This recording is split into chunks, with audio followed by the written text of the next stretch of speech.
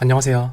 드디어 목이 좀 많이 나와서 이제 영상을 슬슬 찍어볼까 합니다. 급격하게 바뀌는 국제 정세 정리에 대해서 한번 제 생각을 얘기해보고자 합니다. 지금 세계 정세가 정말 급격하게 많이 바뀌고 있는데 친미랑 반미로 자유주의랑 사회주의로 지금 많이 나뉘고 있습니다.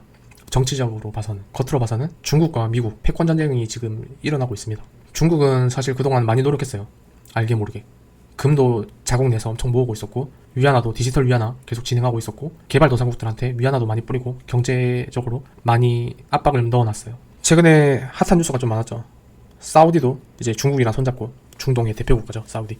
사우디도 이제 위안화로 원유 결제하기로 했고, 브라질도 중국 위안화로 무역을 하기로 했어요. 지금 여러모로 중국의 전략들이 아직까지는 서서히 잘 먹히고 있습니다. 미국이란 나라는 제가 예전부터 욕을 많이 한 게 금융 마피아라고 욕을 많이 했어요. 미국이란 나라는 사실 겉으로는 경찰 국가니 자유진영의 정의의 국가니 이런 식으로 이미지 메이킹을 많이 했지만, 저도 사실은 미국을 썩 좋아하진 않습니다.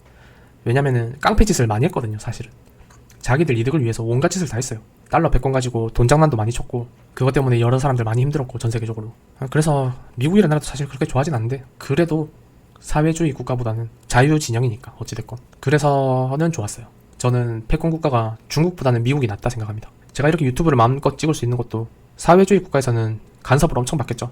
저희 나라도 자유민주주의 국가니까 어찌됐건 제가 마음대로 이렇게 말을 해도 잡혀가지도 않는 거고, 당장 위에 북한만 봐도 마찬가지잖아요. 북한에서는 그냥 끌려갑니다.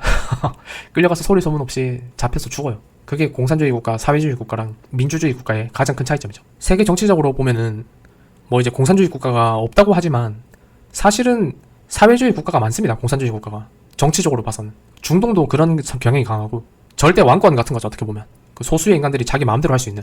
중국도 마찬가지고 러시아도 마찬가지고. 이런 국가들은 정말 위험한 게 그 사람 마음대로 하니까 전쟁도 일으킨다는 거예요. 결국은 자유민주주의 국가에서는 전쟁을 안 일으키죠. 사실은 자유민주주의 국가에서는 전쟁을 일으키기 힘든 게 애초에 명분이 엄청나게 있어야 되는데, 그 명분 자체가 만들기가 쉽지도 않고, 그 군인들이 참전하는 것도 쉽지가 않죠. 사실은 그 국가의 국민들이 전쟁에 참여를 해야 되는데, 결국은 전쟁을 일으킨다는 거는. 사회주의 국가 같은 경우는 지금 푸틴처럼 막 징집을 해버리잖아요. 억지로. 그러니까 사람들이 막 도망가는 거고, 해외로 이주해버리는 거고, 가기 싫으니까. 거부할 수는 없으니까. 무조건 끌려가니까. 그렇기 때문에 명분이라는 게 어떻게 보면 자유 국가보다는 쉽게 생깁니다.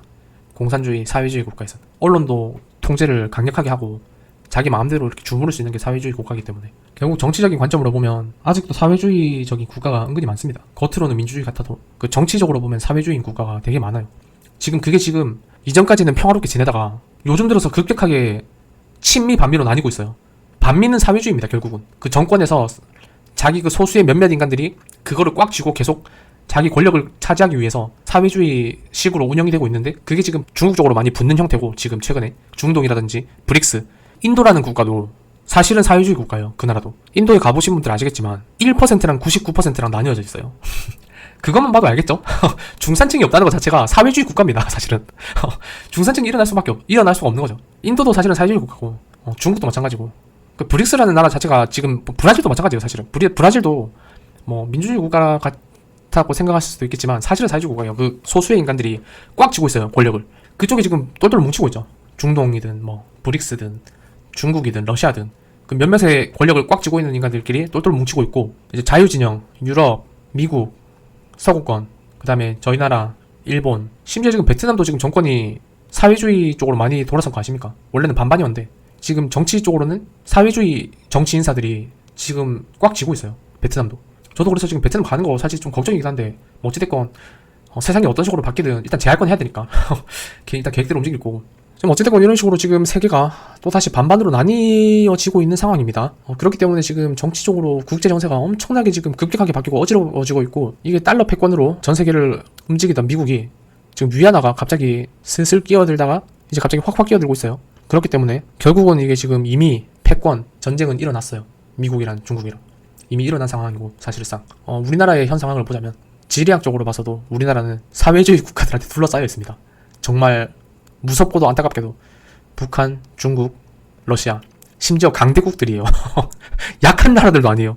심지어 강대국들한테 쌓여있고, 우리나라가 그래서 손잡을 수 있는 거는 그 밑에 일본, 태평양 건너 미국이죠. 결국은 일본도 미국이랑 손을 꽉 잡고 있는 상태고, 저희 나라도 그쪽이랑 꼭 잡을 수밖에 없는 상황이에요. 저희 나라가 만약에 미국이나 일본을 버린다. 자유진영 국가죠. 저 사람들을 버리고 만약에 중국 쪽으로 들러붙어 버린다. 그러면 저희 나라는 하나의 중국이 되겠죠.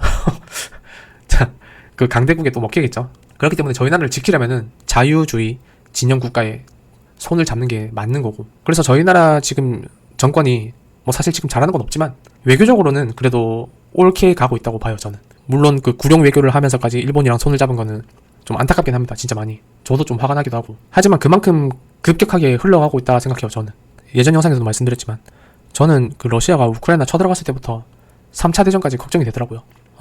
지금 그게 지금 점점 확률이 올라가고 있는 게 저 진짜 무섭습니다, 저는 정말 무섭고, 지금 그게 제발 안 일어났으면 좋겠고.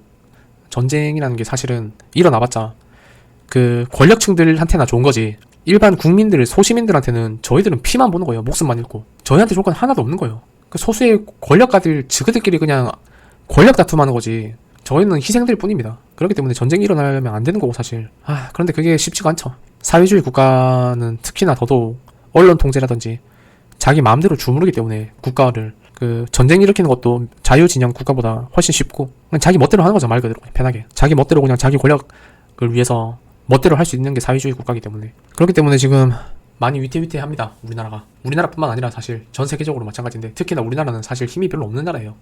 힘이 없는 나라라. 그래서 지금 저희 대통령도 핵무장 얘기를 한번 언급했죠. 저는 시기적절하다고 봤어요. 지금 돌아가는 게 실제로 그렇거든요. 저번 영상에도 말씀드렸지만 우리나라가 뭐 한미일 훈련도 하고 뭐 동맹국이니 이렇게 말을 해도 실제로 전쟁이 나면 어떻게 될 것 같아요? 우크라이나 꼴 난다니까요, 진짜로. 뭐 우리나라는 전쟁이 일어나면 뭐 미국이 바로 참전한다. 참전할 것 같아요, 진짜 진지하게. 우크라이나는 왜 참전 안 해요, 그러면? 지금까지도 군사 무기 지원만 해주고. 그래도 우리나라는 달라? 안 그래요. 전쟁 나면 결국 1차적으로 피해보는 거는 우리나라 국민들, 군사들, 군인들. 우리나라 한 반 정도는 박살나고 나서 그때 참전하겠죠. 그럼 무슨 소용이냐 이거예요, 결국은. 그러니까 결국 우리나라가 지키려면 우리나라가 힘이 있어야 되는 거 맞아요, 사실은. 핵무장하는 것도 맞아요, 사실은. 근데 그건 쉽지는 않고, 사실. 그건 우리나라는 참 어렵지만 지금 그나마 우리나라 편인 일본이랑 미국이랑 손을 꽉 잡고 있어야 돼요. 그래야 우리나라가 지켜져요. 이 전쟁이라는 걸 참 쉽게 생각하시는 분들이 있던데, 사회주의 국가에서는 당장 그냥 중국, 러시아만 봐도 지금 전쟁을 막 일으키잖아요. 홍콩 먹었죠, 억지로. 티벳 먹었죠. 이거 사회주의 국가에서는 그냥 전쟁을 한다니까요. 그 사람들 권력가들이 지멋대로 한다니까요. 북한도 마찬가지예요. 북한도 우리나라 지금 당장에 만약에 우리나라가 미국이나 이런 거 없어봐요. 그냥 당장 쳐들어오고 싶을 때 올 수 있어요, 언제든지. 북한만 해도 그냥. 못 쳐들어오는 이유가 미국이라는 강대국이 그나마 우리 지켜주고 있으니까 못 들어오는 거지. 중국도 마찬가지예요. 중국도 솔직히 맘먹으면 우리나라 쳐들어오는 거예요, 그냥. 그러니까 지금 이게 참 전쟁을 쉽게 생각하시는 분들이 있는데 당장에 일어나도 아무렇지 않다니까요, 전쟁이라는 거는. 우크라이나 전쟁도 당장 일어났잖아요, 그냥.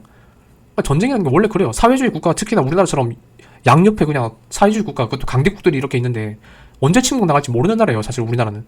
저기 유럽, 프랑스, 영국처럼 이렇게 러시아랑 떨어진 지역이나 뭐 그런 데는 그나마 좀 안심이죠, 안 그래요?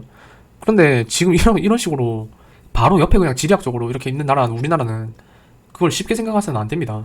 전쟁이라는 걸 쉽게 생각해서 절대 안 되고, 지금 국제 정세가 마치 세계대전 때처럼 이념 국가들끼리 손을 잡고 있어요, 지금. 급격하게 바뀌고 있어요, 지금. 저는 정말로 우려가 됩니다, 많이. 지금 이 상황이. 세계 정치가 지금 너무 급격하게 많이 바뀌고 있는데, 결론적으로 달러 패권을 유지하던 미국이 지금 중국 위안화에 점점 패권을 뺏기고 있다. 점점. 그리고 생각보다 더 빠르게 중국 쪽으로 붙는 국가들이 많아지고 있다. 세 번째, 이미 패권 전쟁은 이미 진행 중이고 우리나라는 외교적으로 어느 때보다 힘을 쓸 때다. 네 번째, 전 세계의 어느 국가든 어느 정치든 어떠한 정치든 정치라는 것 자체가 권력이고, 권력이란 것 자체가 자기들을 위한 거지 국민들을 위해서 움직이지는 않는다. 자유주의인형이든 사회주의든.